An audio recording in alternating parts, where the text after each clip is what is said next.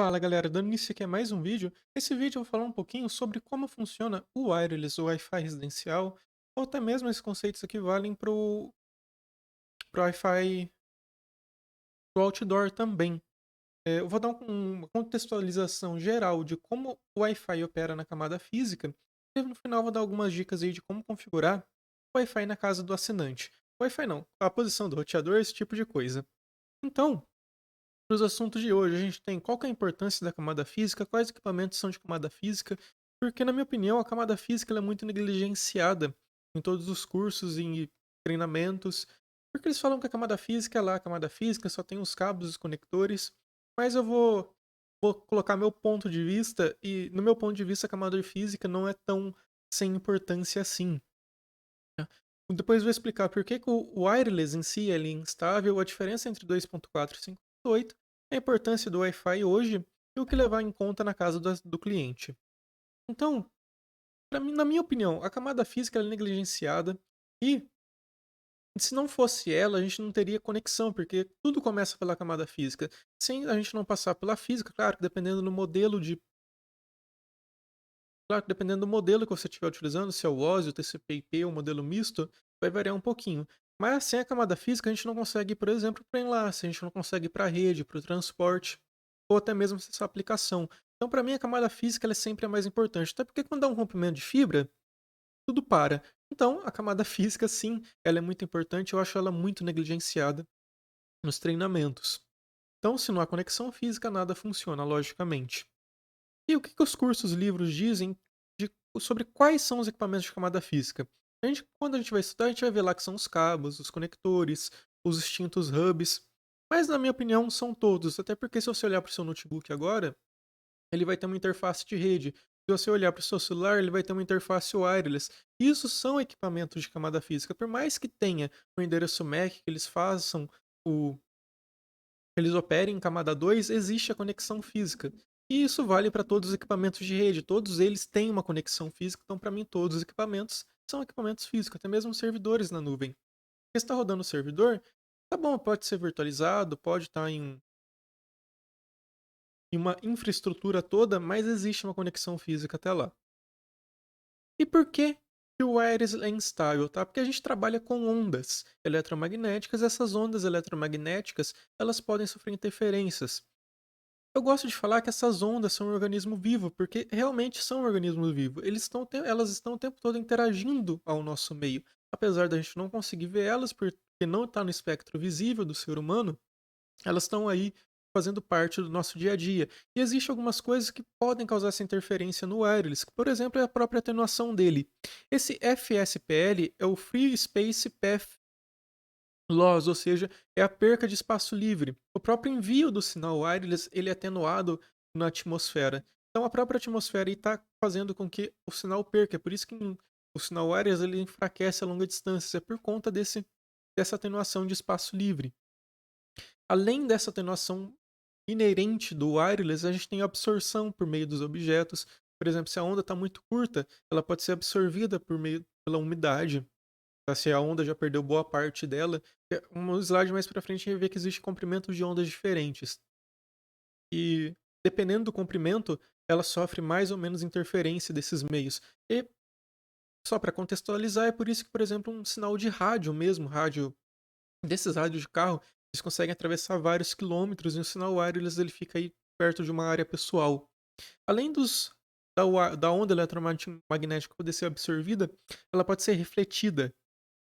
A reflexão, quando a onda é refletida, é quando ela incide sobre um meio, e sim, eu estou realmente falando sobre física, que a camada física, ela é totalmente ligada à nossa física do nosso mundo, do nosso dia a dia. Então, quando a onda eletromagnética ela incide sobre um meio e é refletida, quer dizer que o ângulo de incidência é o mesmo do ângulo de saída.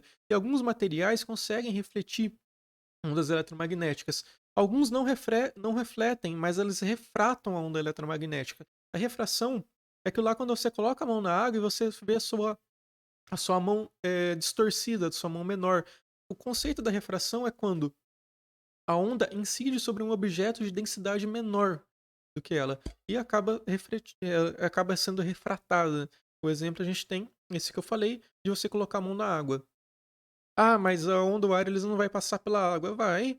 Você tem esgoto na sua casa, você tem cano, eh, você tem pia na sua casa, você tem banheiro na sua casa, você tem um cano lá que está passando água e a onda eletromagnética vai passar por ele. A gente também, além de ser refletido, tá? No caso da reflexão, pode ser por meio de espelhos, por meio de vidros. Além dela ser refratada, ela pode ser difratada. Por exemplo, quando ela vai atravessar de um cômodo para o outro. A gente tem o meio físico, que é a parede. A onda ela pode ser difratada para ela poder continuar atravessando para o outro quarto, para outro cômodo. Então, é muito importante quando você vai fazer uma instalação wireless se atentar a todos esses conceitos físicos. E a gente tem também algo que é chamado de multipath, que é muito por conta da difração. A onda ela se quebra e o dispositivo que está recebendo ele pode receber várias ondas de lugares distintos. Essas ondas podem ter sido refletidas, essas ondas podem ter sido refratadas, difratadas, aliás, e o dispositivo recebe essas ondas de forma quebrada, tá? Então é por isso, por todos esses motivos, que o wireless se torna meio instável, porque ele não é ele não é algo guiado igual um cabo de rede, igual um cabo de fibra, tá? E todos esses conceitos aqui que eu tô falando para o wireless, muito disso também você consegue salvar para fibra óticas. Então, quando você está estudando a fundo sobre o wireless, você também está estudando sobre fibra, porque o sinal óptico não é nada mais além de uma onda eletromagnética também. A grande diferença é que a onda eletromagnética do wireless está sendo transmitida por meio não guiado, que é a atmosfera, enquanto a onda eletromagnética da fibra ótica está sendo transmitida por um meio guiado, que é a fibra. E a gente tem a diferença do 2.4 e do 5.8, tá? Mas que é basicamente o comprimento de onda. E também a quantidade de canais disponíveis para cada um. A gente vai ver no próximo slide. E o que é o GHz que aparece aí, os gigahertz? O hertz é uma medida que simboliza a frequência que um evento periódico ocorre, ou seja, um encaminhamento da onda. Se a gente for olhar uma onda eletromagnética, ela tem o seguinte formato: ela começa aqui no pico, desce até o ponto zero, sobe o ponto 1, tá? E o hertz é a medida dessa frequência, de quantas vezes ela vai para o 1, volta para o zero, vai para o 1, volta para o zero. Tá? Por sua vez, a frequência é uma grandeza que simboliza quantas vezes esse evento periódico ocorre em determinado tempo. Ou seja, quantas vezes a onda passou do zero para o 1 em 1 segundo, em 1 minuto, em 1 hora.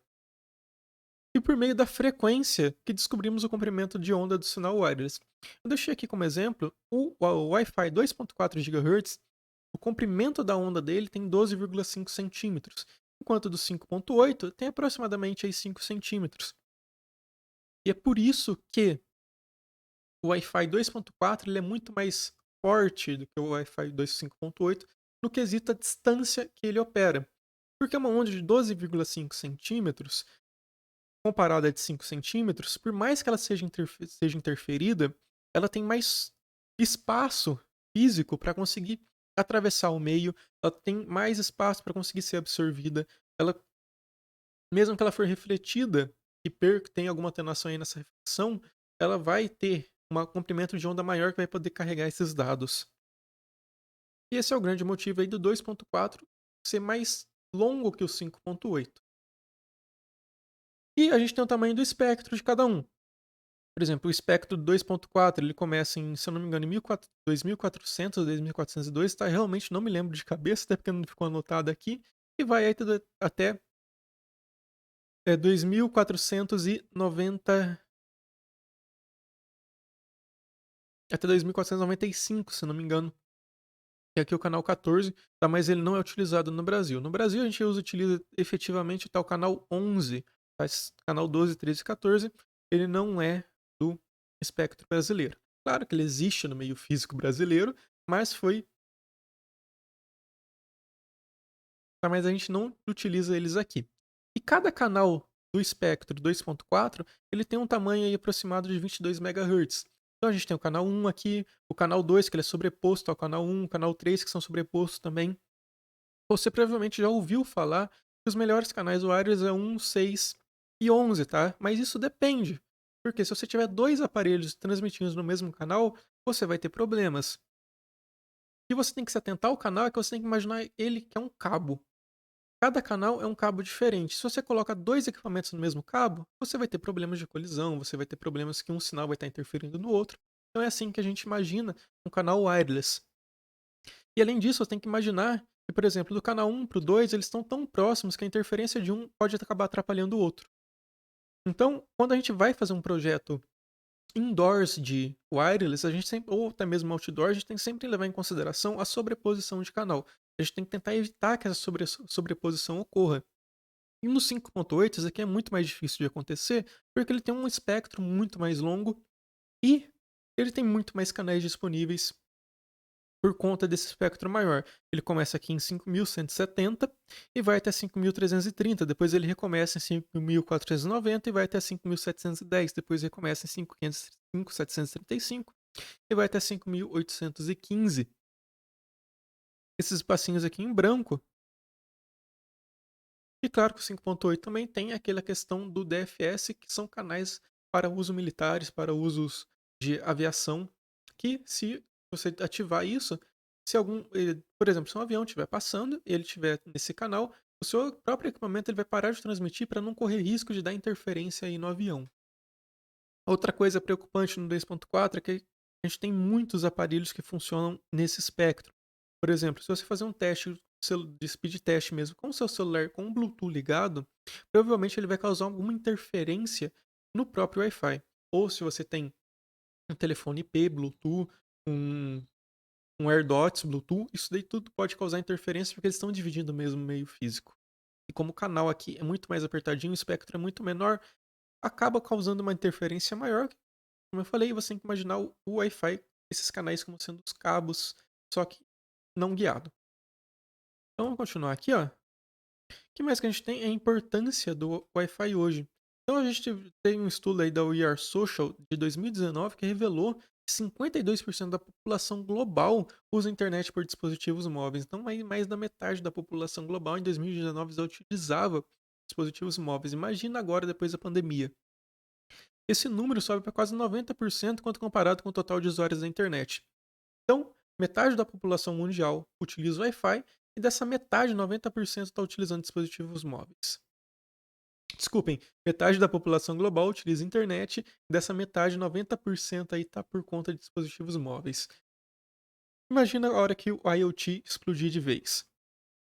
E aqui no Brasil, a gente tem que 66% total da população utiliza a internet por meio de dispositivos móveis e que 85% desse pessoal acessa a internet todo dia, tá? Não tem jeito, a atenção hoje em dia está no celular, tá? Não tem o que falar. Você vai vender internet para o seu cliente, você não está vendendo internet, você está vendendo conexão wireless, basicamente. Você pode argumentar com ele que você dá assistência até o primeiro ponto, até, sei lá, até o roteador do cliente, mas o que ele quer usar na realidade é o Wi-Fi. Se você não prestar esse serviço do Wi-Fi do cara, ele vai consequentemente querer cancelar com você, porque a percepção de uso dele está por meio do Wi-Fi. Por mais que, dependendo da cidade, você ainda consiga ter vários clientes que utilizam notebook, até porque depende muito da renda per capita da pessoa.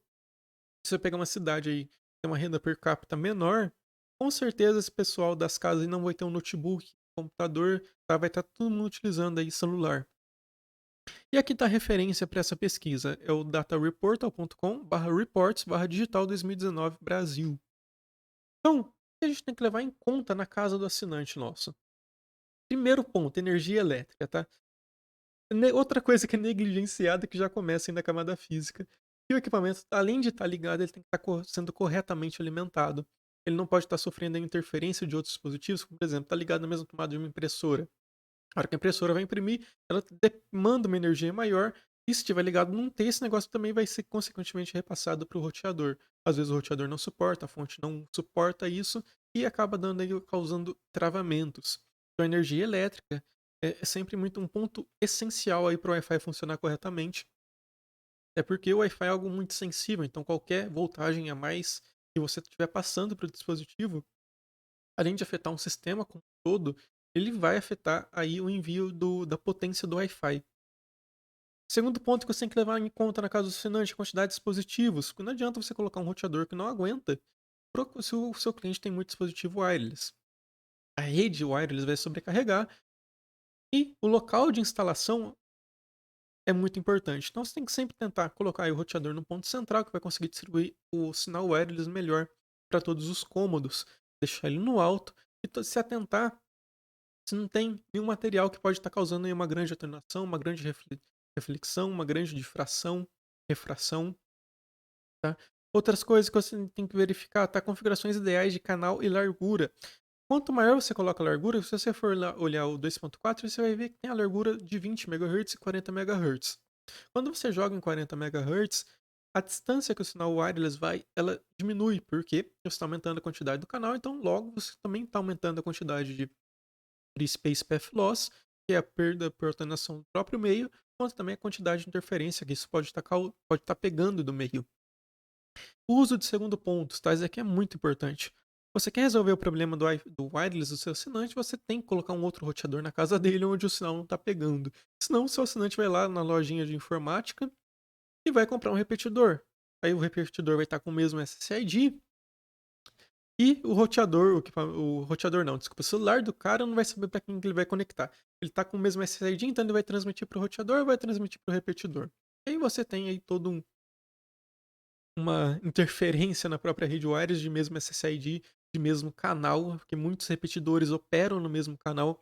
Eu já peguei um caso, quando eu estava atendendo clientes finais mesmo, uma menina que estava reclamando que o wireless dela estava horrível. Eu perguntei: "Você tem repetidor na sua casa?" O wireless dela estava horrível. Aí eu vi na tabela DHCP do roteador dela, ela tinha 2 repetidores. Na hora eu pedi para ela testar, perguntei se o celular dela era Android, porque se fosse Android a gente tem Wi-Fi Analyzer, que mostra o espectro, como está o local. Era conversa por chat, então ficava fácil de. Falei, ó, baixa esse aplicativo aqui, executa ele e manda um print para mim. Tá, mas deu na lata. Tava os dois repetidores transmitindo no mesmo canal do roteador. Falei, desliga esses dois repetidores e testa de novo. Problema resolvido. Então, o repetidor, principalmente, porque ele tem essa autoconfiguração, ele acaba ocasionando muita interferência. E se você for utilizar um segundo ponto, você também tem que se preocupar com esse tipo de coisa. Com a potência de transmissão, com o canal, com a largura, com o SSID, para você deixar o negocinho ajeitado. Atualização de firmware, tá? Tem muitas atualizações de firmware que vêm para corrigir bugs do próprio wireless. Então é sempre tão importante você estar olhando o equipamento, vendo as atualizações, lendo elas e a tecnologia do equipamento, tá? Porque não adianta nada você colocar um Wi-Fi 5.8 se na casa do assinante não tem dispositivos para 5.8. Se o cara contratou 300 megas, ele consequentemente precisa do 5.8. Aí o cara vai te questionar e não chega a banda contratada, aí você vai explicar que ele precisa de um 5.8, aí o celular do cara não funciona, pronto, você já tem um cliente muito irritado. Ele vai porque você vendeu um negócio para ele que não funciona e a culpa é sua. Tá? O cliente não tem obrigação de saber dessas coisas, você que tem que estar informando ele. Para quem viu meu vídeo aí lá dos principais erros dos provedores, eu falei, o cliente, você tem que lembrar que o cliente tem que ser. Imagina o cliente como uma ameba, ele não sabe de nada do nosso mundo, então é você que tem que explicar. Da mesma forma que se você for numa consulta médica, não adianta você ficar palpitando no que o médico vai falar. Porque a gente não é daquele mundo, a gente é uma ameba para aquela realidade. Então, tente sempre explicar e ao máximo para o cliente para ter essa satisfação, ter um respaldo também. E a última coisa, porém não menos importante para mim, o último slide que é o mais importante, é somente quando as leis da física são levadas em consideração é possível entregar o máximo de desempenho no wireless, tá? Não tem outra forma. Você tem que pensar como o wireless opera fisicamente e você tem que levar em conta as regras, as leis da física para conseguir estar entregando o máximo de desempenho e conseguir estar entregando o maior número de banda. Isso daqui vale tanto para o indoor quanto para o outdoor.